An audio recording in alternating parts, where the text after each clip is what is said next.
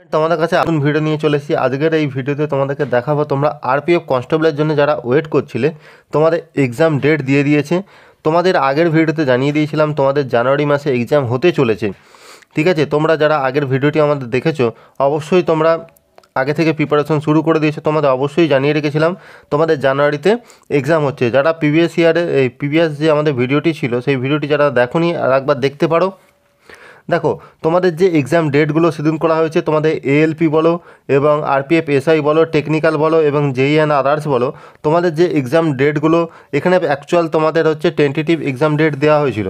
সেই exam date অর্থাৎ এত তারিখ থেকে এত তারিখ তোমাদের এক্সাম হবে। এখন তোমরা দেখতে পারবে যে কোন কোন তারিখে তোমাদের এক্সাম পড়েছে, প্রপার ডেট তোমরা দেখতে পারবে।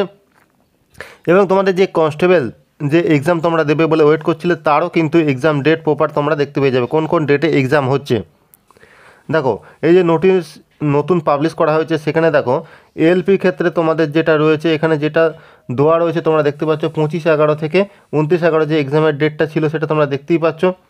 এছাড়া হচ্ছে টেকনিক্যাল দেখতে পাচ্ছ এখানে হচ্ছে ডিসেম্বরে হচ্ছে 5টা ডেটে এক্সাম আছে, 16/12 এবং 20/12, 23/12, 24/12 এবং 26/12 এই ডেটগুলিতে হচ্ছে টেকনিক্যাল এক্সাম রয়েছে। এবং সাব ইন্সপেক্টরের ক্ষেত্রে দেখো আরপিএফে তাদের দুটো ডেটে এক্সাম রয়েছে এবং হচ্ছে দেখো 2/12 এবং 5/12 এই দুটো ডেটে হচ্ছে এসআই এক্সাম হবে। এবং কনস্টেবলের যেটা আগে কিন্তু নোটিফিকেশনে বলা হয়নি, যেখানে শূন্যপদ ছিল 4208টি, এই আরপিএফ কনস্টেবলের যে ডেটগুলি দেওয়া হয়েছে দেখতে পাচ্ছ 8/1/2025 অর্থাৎ তোমাদের আগেও জানিয়েছিলাম জানুয়ারি মাসে তোমাদের এক্সাম হচ্ছে। এই জানুয়ারি মাসে তোমাদের যে এক্সাম হচ্ছে তার দেখতে পাচ্ছ পুরো জানুয়ারি মাসের শিডিউলটাই এখানে রয়েছে। গিয়ে জানুয়ারি থেকে হচ্ছে তোমাদের মার্চে চলে গেছে কিছু ডেট তোমরা এখানে দেখতে পাচ্ছ, অর্থাৎ লং টাইম ধরেই কিন্তু কনস্টেবলের এক্সাম হচ্ছে। এখানে দেখতে পাচ্ছ 8/1 অর্থাৎ জানুয়ারি 8 তারিখে, জানুয়ারির 10 তারিখে এক্সাম হচ্ছে, জানুয়ারির 15 তারিখে এক্সাম, 17 তারিখে এক্সাম এবং 27 তারিখে এক্সাম। এবং মার্চে গিয়ে দেখতে পাচ্ছ যে 3 তারিখেও এক্সাম হচ্ছে এবং 7 তারিখেও এক্সাম হচ্ছে।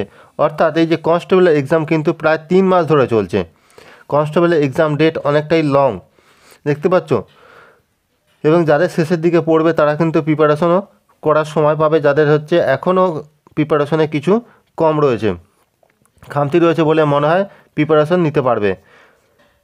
দেখো বাকি যে রয়েছে তোমরা দেখতে পাচ্ছ এই জেই ইঞ্জিনিয়ারিং, যেখানে তোমাদের রয়েছে আদার্স রয়েছে এবং হচ্ছে প্যারামেডিক্যাল ক্যাটাগরি এবং গ্র্যাজুয়েট লেভেল, আন্ডার গ্র্যাজুয়েট লেভেলের যে এক্সাম ডেটগুলো তোমরা এখানে দেখতে পাচ্ছ সব কিন্তু প্রপার এখনও ডেট দেওয়া হয়নি। যেখানে প্যারামেডিক্যাল ক্যাটাগরি ক্ষেত্রে মার্চের 2025 হবে একটা আনুমানিক দেওয়া হয়েছে, পরবর্তীতে আবার নোটিফিকেশান পাবলিশ হবে, সেখানে তোমরা প্রপার ডেট জানতে পারবে।